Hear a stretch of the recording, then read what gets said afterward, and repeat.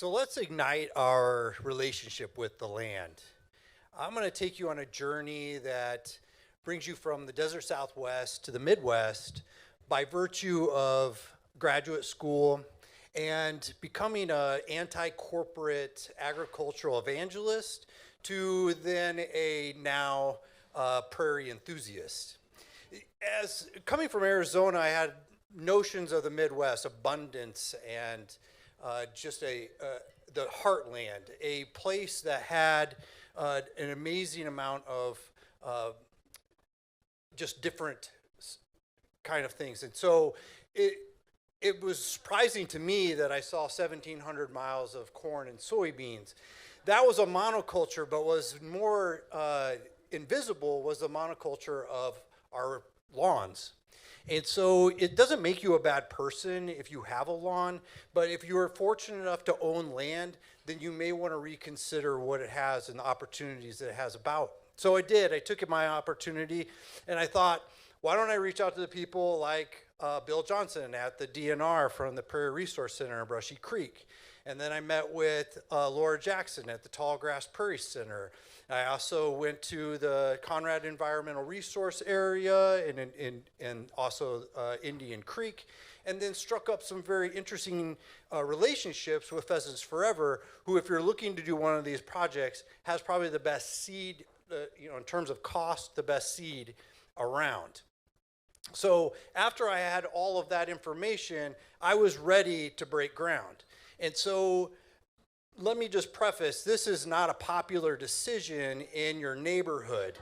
I didn't have to ask for permission, but it's not the best sort of response that I get, this is the ugliest thing that I've ever seen. I'm embarrassed to have my friends and family come to my house now, and even had some people intentionally mow my prairie recently. Yeah. And so it does have its drawbacks, but if you, and again, like, this is the second year, and so like I understand that it's not a showstopper. In the first couple years, you just have to be very patient. And so if you're patient, then people down the street start to notice, and they come over and they say, this is a fabulous thing. So I have some optimism in the neighborhood, but not much. To help with sort of continuing to fill that cup, I enrolled in a course at the UW-Platteville for ecology and restoration. And one of the first things I did was a historical overview of the actual property from the 30s through the 70s. And this was partially to help understand the kind of trees, shrubs, grasses, and flowers that would actually be more would actually grow here on this site. And one of the major things that came out of that class was prepare to burn it. And so the piece of this is that is really important is that Native Americans have long had a cultural tradition and a relationship with the land. And in the early 19th centuries, there were depictions that sort of memorialized what was going on in the prairies at that time. As there was Western expansion, this sort of a romantic view, but the Native Americans actually used fire to cultivate and to maintain sustain the prairie. They also used it to herd buffalo or maintain graze areas for the bison, and they also used it to actually herd grasshoppers. And so, yeah, unusual, right? They also use fire strategically to use against their enemies. And so fire was one of the things that they used to control and help maintain and sustain their land.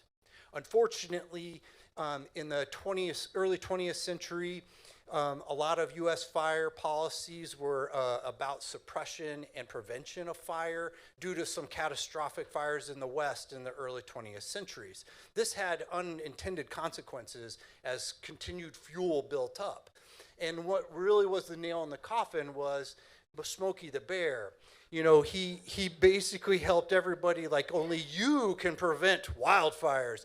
And unfortunately, all those areas of the prairie and forest that were supposed to burn, that should have burned, didn't.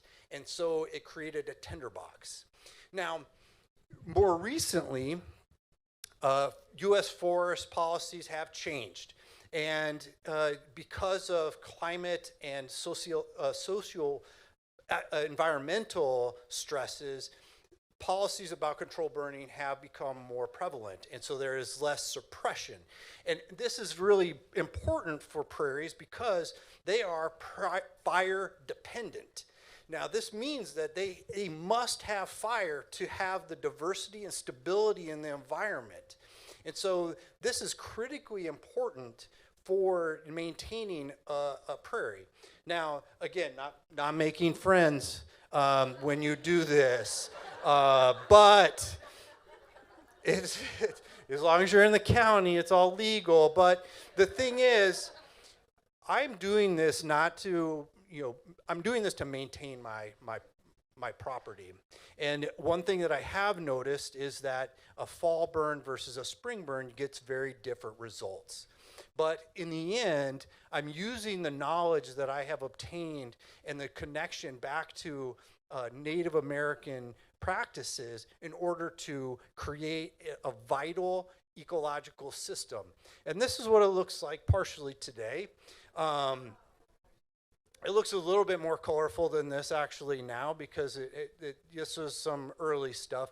But this is the importance of what fire and the ecological benefit of maintaining a prairie, and please consider doing it yourself.